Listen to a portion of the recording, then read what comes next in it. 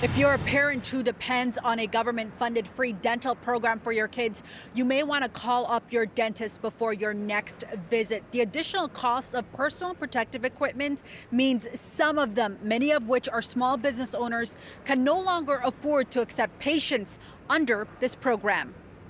Posted in a Facebook page, a dentist reportedly told the parents of a 4-year-old that they are no longer accepting payments under the government-funded Healthy Smiles program, where kids under 17 in low-income families get dental services at no cost.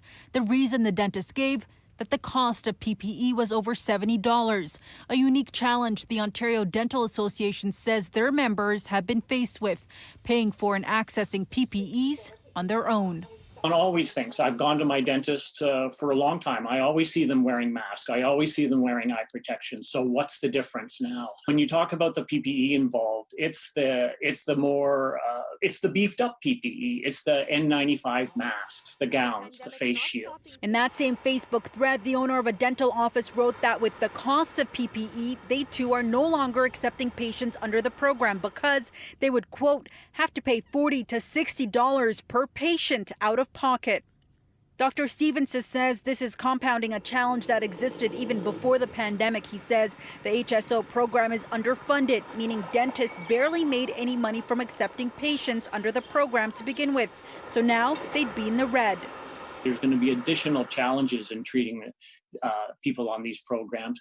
We have advocated to the government to get priority access to PPE, specifically for people to treat patients under these programs. The province says while those enrolled in the Healthy Smiles Ontario program are entitled to access dental services, participating is optional for dental providers.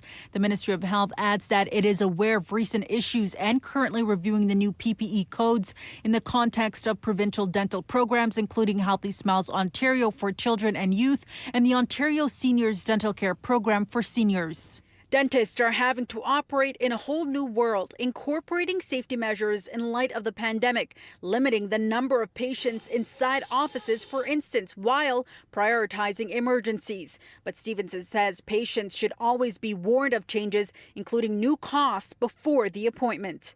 There's an appropriate way to do that should be discussed with the patient openly up front. No one likes sticker shock.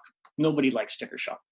Last year, the province says 8,000 out of the 9,000 dentists in Ontario were accepting patients under this HSO program. With the pandemic here now, it's unclear what that number is. For City News, I'm Faiza Amin.